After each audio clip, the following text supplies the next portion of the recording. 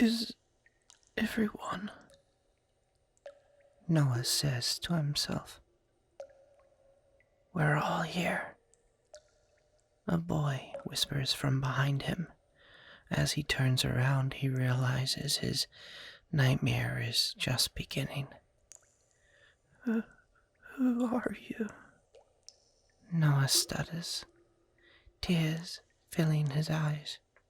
Shock and horror fill his pale face. He's almost gray and has dark bruising about his neck and arms. I'm sure I look just as bad as he does. I smell of sulfur and thick, black, sticky sludge drips from my short, honey blonde hair. At least I'm not trapped in that dark place anymore. My little sister Kiki stands behind me, shivering. She is silently crying. Why is it so cold here? And why is the dripping from the bathtub so loud? There are 2 little boys here. They look younger than my sister. She's only 4. They are pale, just like this child in front of me. I'm Belle. Where are you? Do you know why we're here? I ask. I'm Noah. Mummy hurt me and I woke up here and I can't get out. I've tried everything.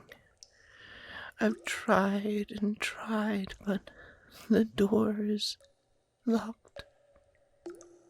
He replies through sobs. My daddy hurt me and Kiki too, I said as I motioned towards her. Why are you red and burnt, and what is that black stuff all over you? He asks. Before I could answer, the tub starts overflowing with deep brown water. It spills all over the stark white tiles of the bathroom floor. Get away from the bath! Noah shrieks. The cold is unbearable and grimy, gritty water pulls at our feet.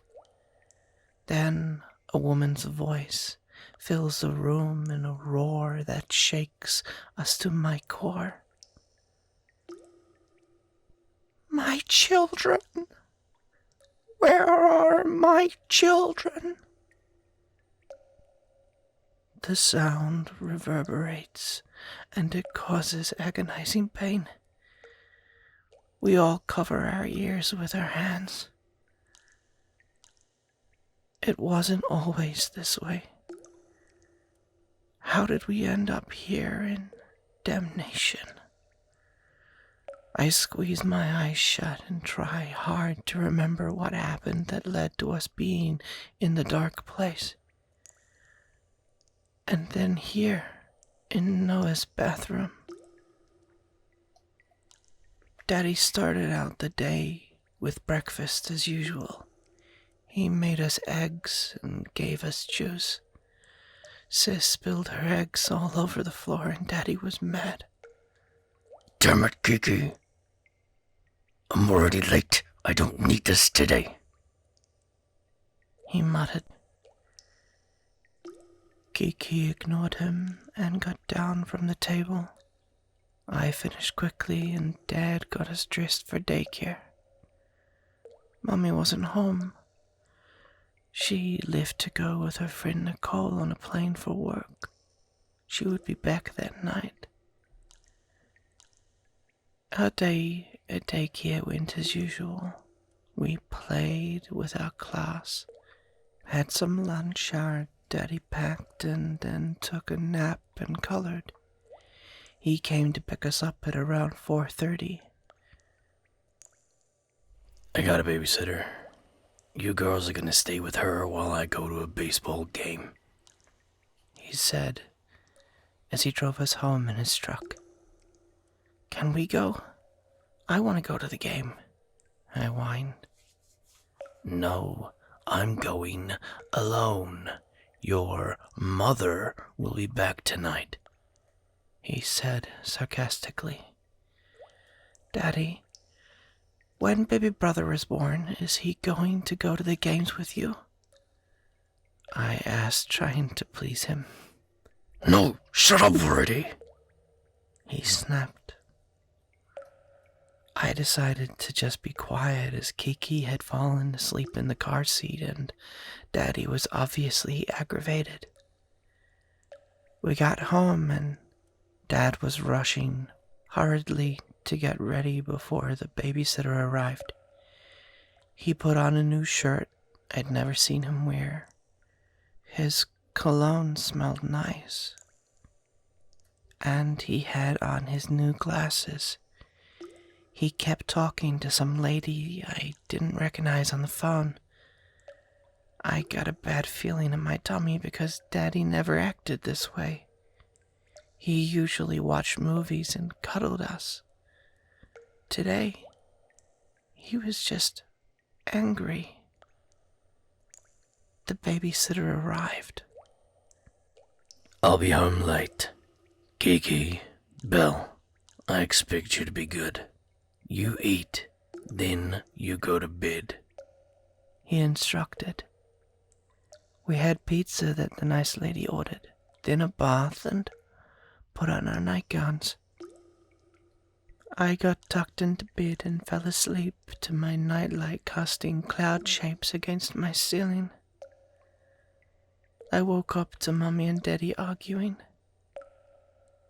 I told you that I didn't want another kid. I want a divorce. I don't fucking love you anymore, Dad boomed. I know you're having an affair. I checked the credit cards. Who is she? Mom cried. No one. There is no one, he replied. You will never see your kids again. Never. Mom screamed. Then she made an awful loud moaning noise. It sounded like she was screaming with something in her mouth. I decided I would get up. I walked down the hall and entered into my parents' bedroom. Daddy was sitting on top of her. Her face was down towards the bed, but I could see her eyes were wide open. She struggled, trying to turn back over, but Daddy was too heavy. I was so scared I couldn't speak. Mom stopped moving shortly thereafter. Daddy, what's wrong with Mommy? I managed to squeak out. He turned around and looked at me with midnight eyes, the darkest I've ever seen. He looked so angry. Damn it, Belle. Go back to your room. Get your shoes on now. I ran towards my room and rushed to get my slippers on. I sat on my bed shaking like a leaf, absolutely terrified that Dad would do that to me. I heard a very heavy thud, thud, thud down the stairs, then the garage door opening. I peeked out the bedroom window and saw Dad put the blanket from his bed all rolled up on the floor into the back of the trunk. I started crying very loudly. Kiki walked in the door, rubbing her eyes sleepily. Why are you crying, Belle? She asked. I think Dad hurt Mommy, I said in a whisper. Just then, Daddy stomped up the stairs. He walked into my room and grabbed my blanket from my bed. He picked up my sister roughly and put the blanket around her. I cried even harder. Come on. We have to go. Shut up. He snarled. Dad grabbed me by my arm hard and pulled me down the stairs, still carrying Kiki in his other arm. At the bottom of the stairs, I tripped on one of my slippers, and at that point, he half dragged me. He loaded my sister into her car seat. And then, as he was climbing up into the truck, I realized Mom was wrapped in the blanket on the floor of his truck. I screamed. Dad rushed to strap me into my seat. As we took off into the night, I looked at my room one last time. The clouds from my nightlight still swirling against my window. I was terrified. I was nearly hyperventilating, but I tried to calm down because Kiki was obviously very scared as well. We held hands as Dad muttered incoherent words to himself. He slammed his hands against the radio and a song I'd never heard before started playing. Pounding out aggressively turns into obsession. Cannot kill the battery or the family. He sang along with the song in a voice that didn't sound like his own. We ended up in a field of dirt with big oil tanks. Teddy got out of his driver's seat, opened the back door where Kiki was sitting, and proceeded to hold the blanket from my bed over her mouth and nose. Smashing through the boundaries, lunacy has found me. He sang off tune. Kiki quickly stopped moving, and Dad came over to my side. He opened the door. "No, Daddy, please. I love you. Please don't hurt me like you hurt Kiki. Please, Daddy." I begged. He looked me in the eyes as he proceeded to smother me. I fought back as hard as I could, my lungs craving a breath of air, even biting my tongue. I was not strong enough. Daddy's eyes were the last thing I saw as they blurred into nothingness.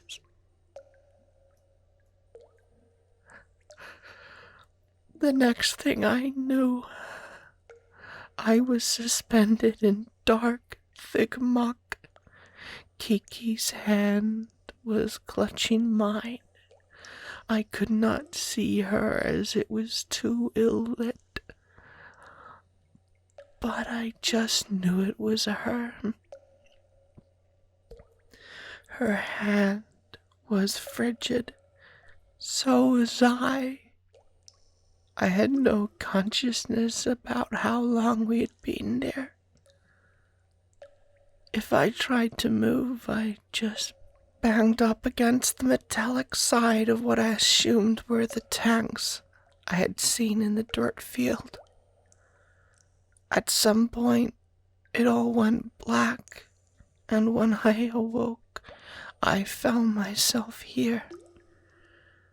This milky white tile, in this damned bathroom, with Noah in his Somnium.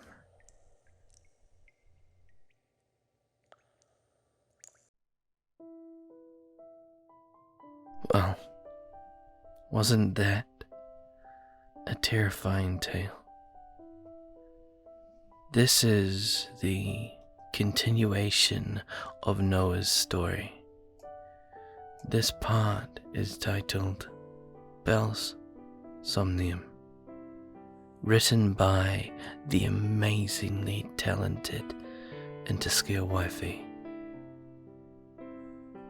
Every time I read this story, or these stories, my heart always just feels in some way the pain that's going on. So I try to keep myself cool, but you can probably tell at some point my voice starts to break, and half of it's real and half of it's me actually getting involved. Well, if you like today's story, please like and subscribe. As far as I'm aware, there's 2 more left if my maths is right, and I may be blessed to have them on my channel, or we'll spread them out amongst the different channels within our little family we're developing. But yeah, if you liked it, I think I've already said this, but screw it, like and subscribe. And if you yourself have some stories that you would like me to add to my collection to read in the future, send me a notice on my email, which you can find in the description below, or on my subreddit, which also is something you can find down there. If there's anything you would like to see me do a little bit different or add to it, just again, add that in the comments and I'll do what I can to implement those suggestions. But hey, I won't drag this out too long, because we all know that's what I'm effing good at. But I will say the usual, be safe wherever you are, and I hope you have an amazing day or night wherever you are. And this is Grim, and as normal, I'm signing off.